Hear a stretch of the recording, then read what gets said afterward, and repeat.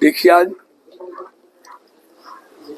देश के प्रधानमंत्री जी आदरणीय मोदी जी का जो सहकार से समृद्धि का मूल मंत्र है और जो 2047 में विकसित भारत का संकल्प है, वो सहकारिता से ही संभव हो सकता है। और इस देश के अन्नदाता किसान को अगर समृद्ध करना है, आत्मनिर्भर बनाना है, तो कोऑपरेटिव सेक्टर का विकास और विस्तार होना बहुत जरूरी है। और आज इसी निमित्त अपने हिमाचल प्रदेश के उप मुख्यमंत्री जी और सहकारिता मंत्री जी हमारे मुकेश अग्निहोत्री जी के साथ और तमाम अधिकारियों के साथ आज हिमाचल के कोऑपरेटिव सेक्टर की समीक्षा बैठक की गई है, जिसमें अनेक बिंदुओं पर विस्तार से चर्चा हुई है। क्योंकि हिमाचल फल का कटोरा कहा जाता है। यहाँ की ठंडी जलवायु, यहाँ के मेहनती लोग, जिनकी अलग से पहचान है।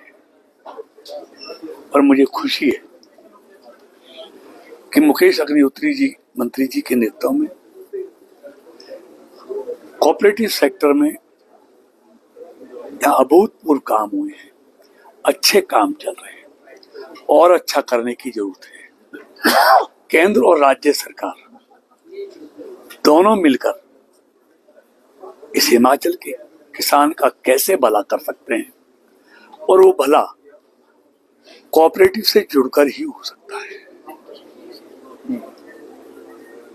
तो आज इस पर विस्तार से चर्चा हुई है और मुझे उम्मीद है आने वाले समय में बहुत अच्छा किया है हिमाचल, और कोऑपरेटिव सेक्टर में अच्छा करने वाला है। जो हमारी 3 नई संस्थाएं केंद्र सरकार की बनी है, NCEL, NCOL और PBSSL और सहकार टैक्सी, उसको भी यहाँ पर विस्तार से दिया जाएगा। और जो नई यूनिवर्सिटी त्रिभुवन सहकार यूनिवर्सिटी, उसके भी कोर्सेज हिमाचल में चलें, हिमाचल सरकार ने उसके लिए अपना प्रस्ताव दे दिया है। कुछ उसमें फीस से संबंधित विषय आए हैं, जिन पर हम विस्तार चर्चा करके कोई समाधान निकालेंगे। क्योंकि कोऑपरेटिव सेक्टर को एक योग्य श्रम बल चाहिए, तो उसके लिए उनको ट्रेनिंग देना, ट्रेनिंग के लिए संस्थान खोलना बहुत जरूरी है। और हिमाचल वो खोलना चाहता है, तो उससे यहाँ के कोऑपरेटिव सेक्टर को योग्य श्रम बल मिलेगा। तो और यहाँ मंत्री जी की तरफ से कुछ सुझाव आए हैं, कुछ समस्याएं हैं, जिनका केंद्र सरकार से मिलकर समाधान निकालेंगे।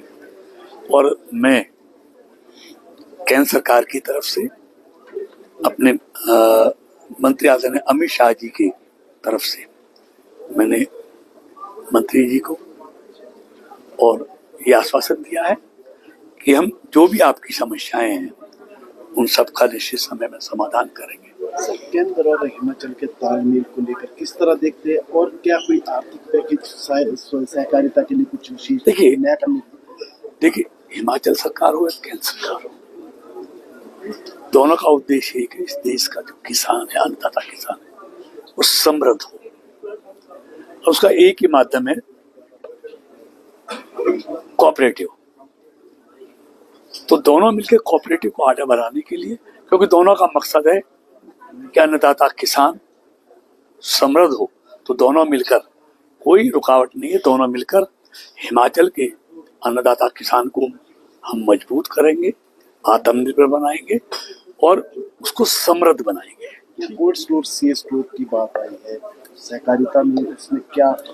देखिए, अभी देश दुनिया की सबसे बड़ी अन्न भंडारण योजना हमारे सहकारिता विभाग ने आदरणीय अमित शाह जी के नेतृत्व में शुरू की है।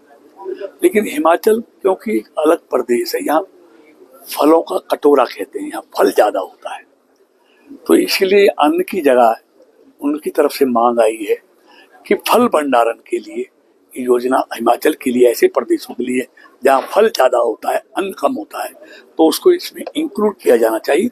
उनकी तरफ से प्रस्ताव आया है, तो निश्चित तौर पर सब विचार करेंगे। या कोऑपरेटिव बैंक के कुछ हालत ठीक नहीं है फाइनेंशियली, तो क्या कैसा ना, उसके लिए भी बात आई है, उसके लिए भी कोई रास्ता निकालेंगे। कोऑपरेटिव बैंकों की जो हालत है वो ठीक हो, आर्थिक हालत ठीक हो, हम और राज्य सरकार दोनों मिलकर उसको ठीक करेंगे।